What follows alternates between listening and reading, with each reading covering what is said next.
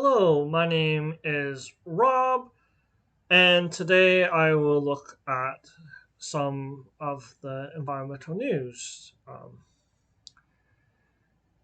And I found an article about the Mount Polley disaster. It's been about 10 years since that disaster. Um, why home retrofits will increase. Um, oh, Not home retrofits, but building retrofits are important for the achieving climate goals, and those are two of the articles. I have another one, and let's get started.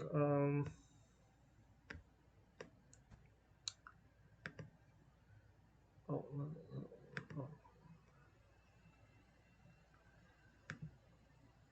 oh, I meant to news item, news item, and then.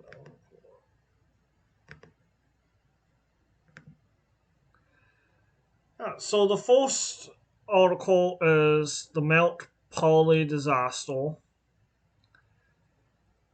And it's called "The Mount Polley Disaster was the result of putting resource extraction above all else.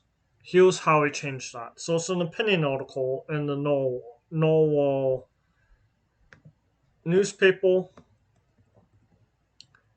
It's by Bev Sallows, Neil Nunn, and Sonia Folstenu.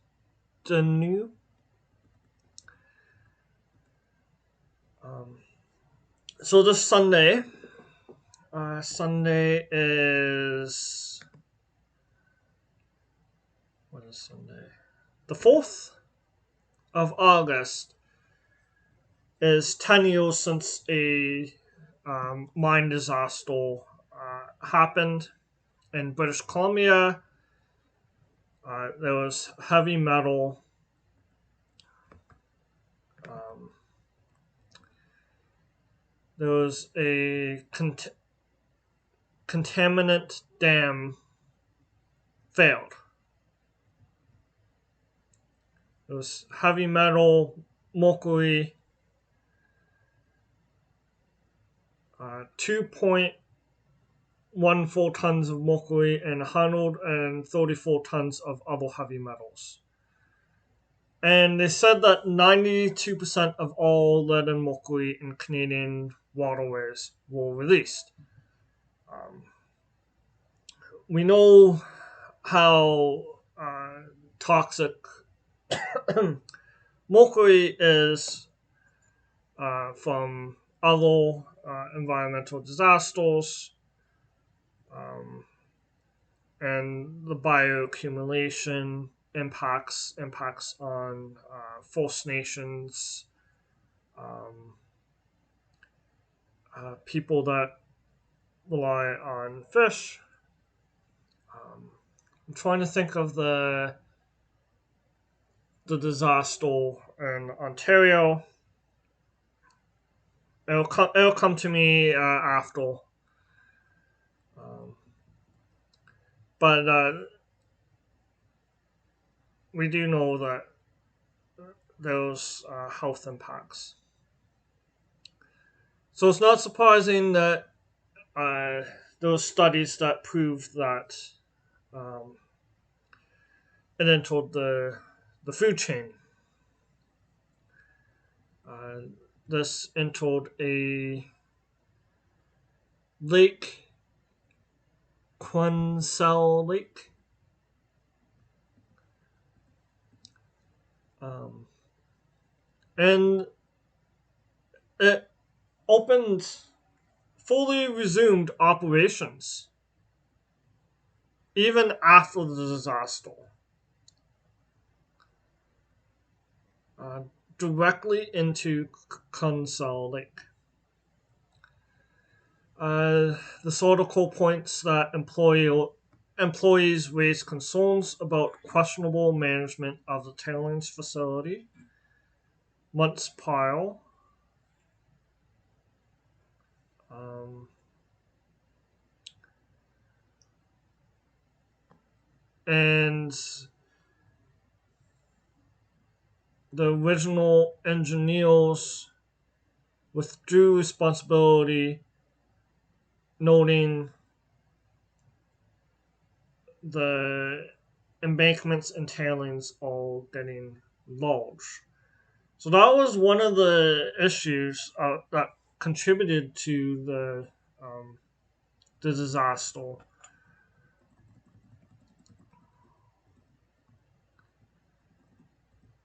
Um, this opinion article says that the provincial and federal governments let deadlines for laying charge without um, taking action to without taking action. So they could have charged individuals, but they didn't. And this was the biggest mining environmental mining disaster in Canada. Only like the engineer um, was sanctioned. Um, yeah, and I should mention that I welcome people chatting. If you're watching on YouTube, if you're watching on Twitch, um, if you have thoughts about this environmental news story or others, I welcome that. There was a private prosecution filed by the chief um, of Axel Nation, but they were stayed by the province. So that didn't go forward. Um,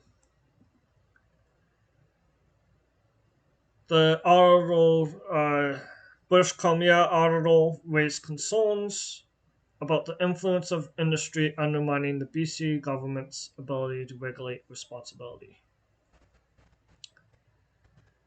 Um, and this this article says that the government system in British Columbia has always prioritized socially and ecologically destructive extraction,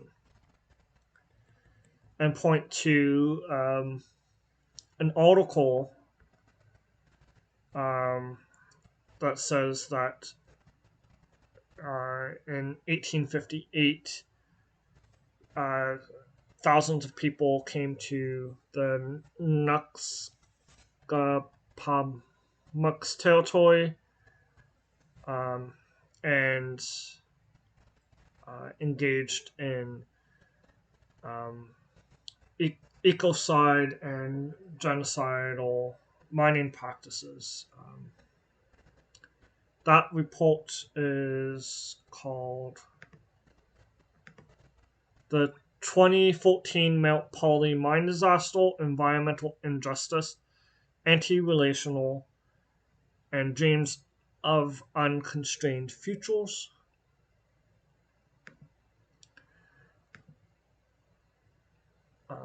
That it looks like a report that I might read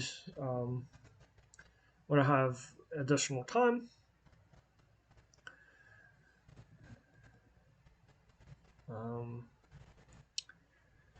Yeah, and then it talks about like vaccination rates in the 1860s. Those vaccines in the 1860s. So those a lot of indigenous people died from smallpox, and they could have been vaccinated. So like 50 to 80% of people in the between 1862 and 1863 died.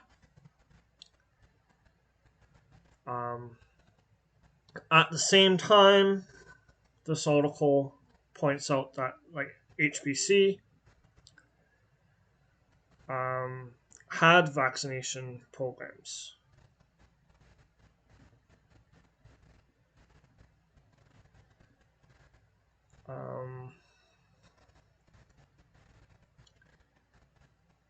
So the argument of this article is that they're still upholding uh, colonial practices, extraction, the regulatory system, and that people should, and that the government should, what's the word? Yeah, respect indigenous laws uh, prior to the 1850s. So the government is prioritizing destructive extraction in British Columbia, and this can be seen with other cases. The Coastal GasLink pipeline comes to mind. Um, the those are fight over old growth forest, um, and British Columbia does have um, the has adopted the United Nations Declaration of Indigenous People, but is not actually following that. And each nation is a unique nation. Um, they each have rights, um, and they should be able to say no to a project, which isn't the case. Um,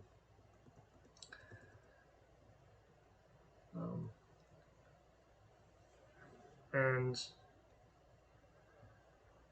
um, and I also want to recognize that like some nations do support extraction, but it should be an indigenous.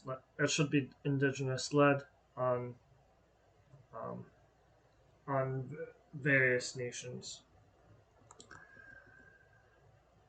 Um, so they say that there should be low threshold for mandatory environmental assessments. Uh, Projects shouldn't be split up to avoid um, regulation. Um, and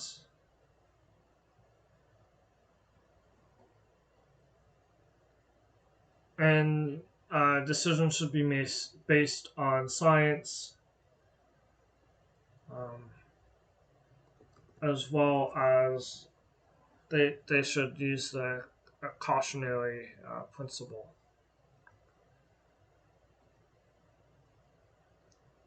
Um, they say that a lot of professional organizations have their own scientific the freedom to create their scientific oversight, which is a well, this is at the top. Own scientific oversight,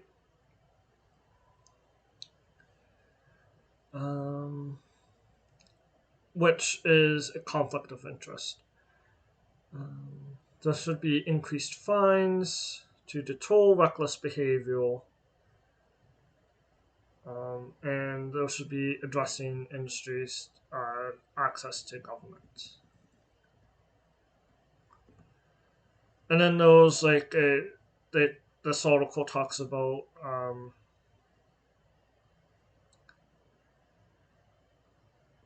looking at prior to 1858, there was environmental laws related to resource management practices and land tenure systems. I don't know if I pronounced that correctly. Um, and then there's been examples of laws, indigenous laws, being respected while still maintaining the industry.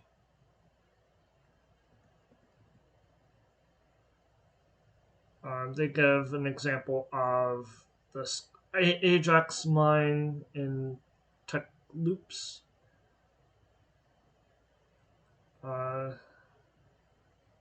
and the Woodbridge natural gas project, the Northern Sketmic to coal mining policy, and they improve environmental oversight and prevent agency capture, which is a huge problem in the industrial field, impacting environment.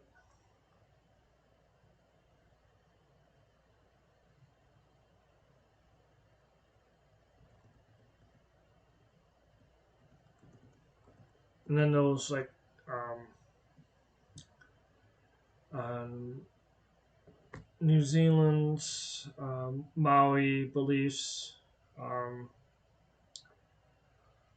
there's a reference to New Zealand. Um, and I missed this when I was reading. There was a discussion paper from the Union of British Columbia Indian Chiefs called Centering First Nations Concept of Wellbeing Towards a GDP Alternative Index in British Columbia.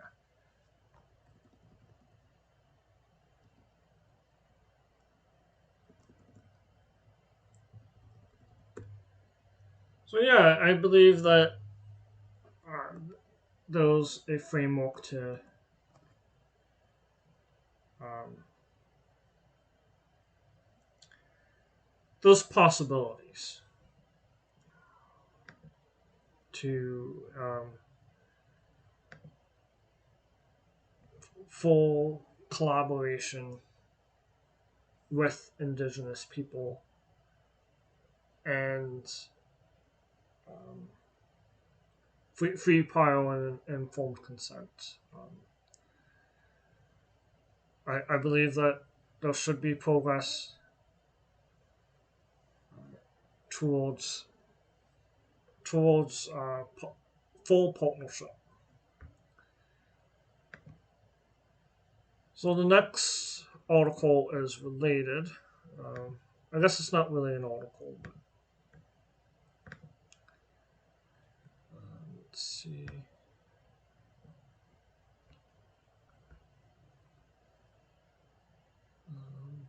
Where was I?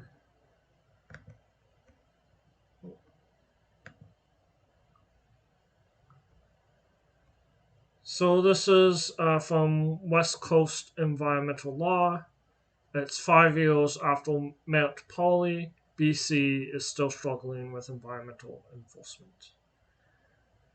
And it's now 10 years since Mount Polley. And I highlighted some things.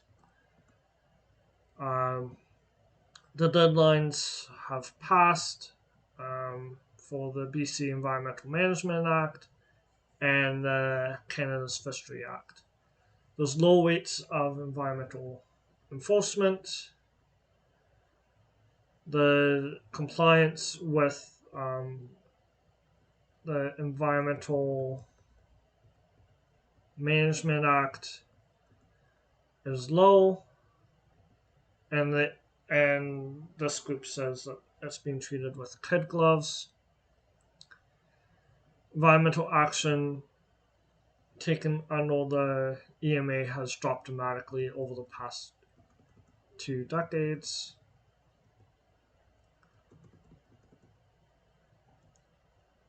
There was non-compliance in 60% of inspections. Majority of those are dealt with through written statements or no direct consequences. And then they say that it's alarming that there's few penalties despite thousands of inspections that found non-compliance. Did I highlight anything else? I didn't highlight anything else on this.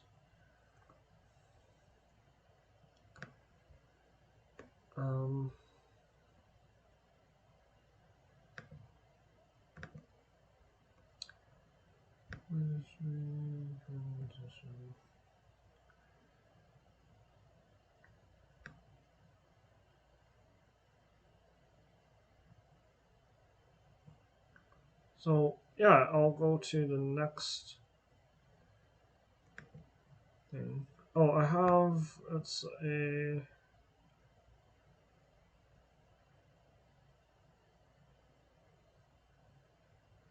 oh, I thought I had a different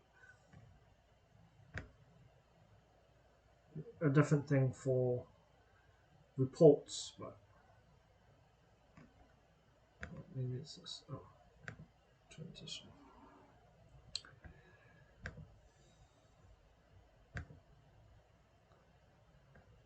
So this is.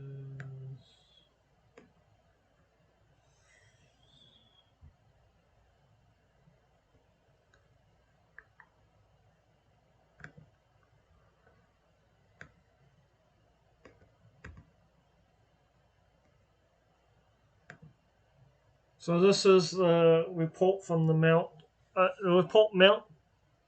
Polley Mine Tailings Storage Facility breach in 2014.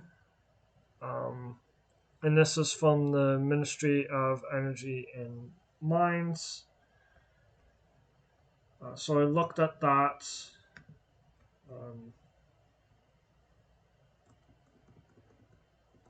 It's the Chief Inspector of Mines, November 30th, 2015.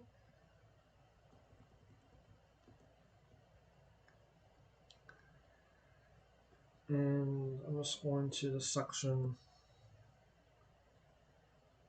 where I highlighted stuff.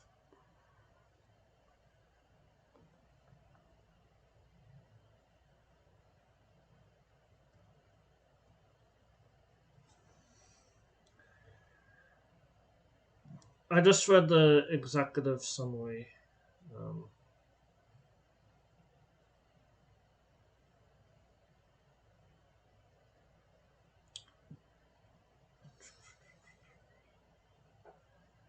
There's a lot more definitions in it. Okay. So yeah, it took place August 3rd, 2014. It was a copper and gold mine.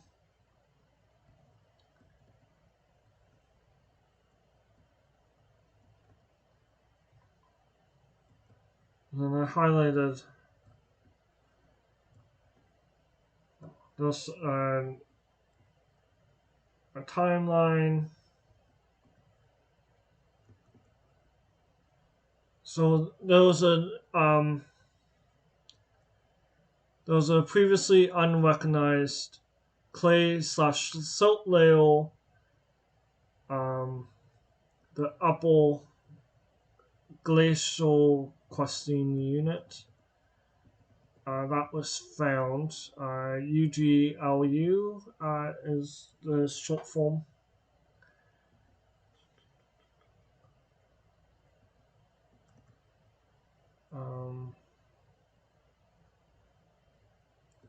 So that played a role in the failure.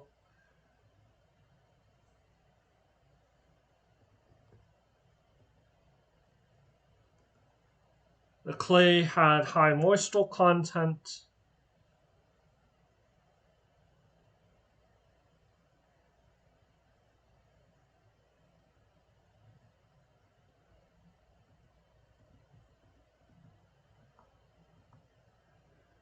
Um, the dam failed by sliding on the UGLU. There was the weight. It was 40 meters high tailings dam. There was vertical stress of 800 kilopascals.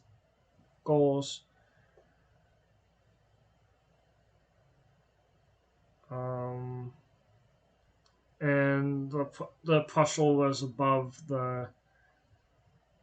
There was high pressure.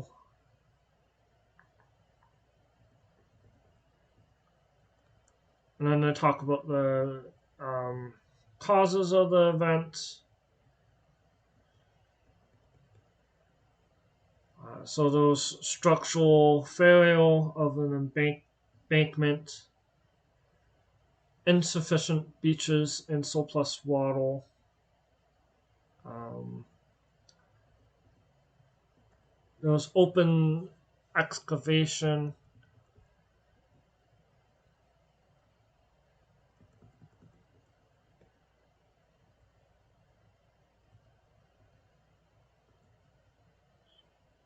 There was insufficient beaches to protect the embankment from the surplus of water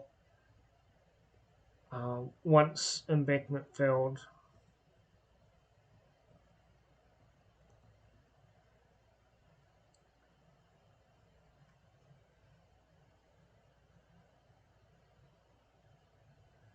An overconfidence in professional judgment.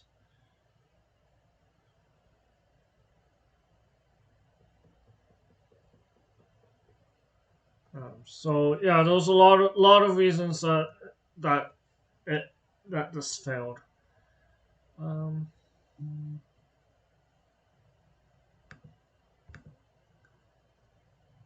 yeah, so I will go to news item. The next news item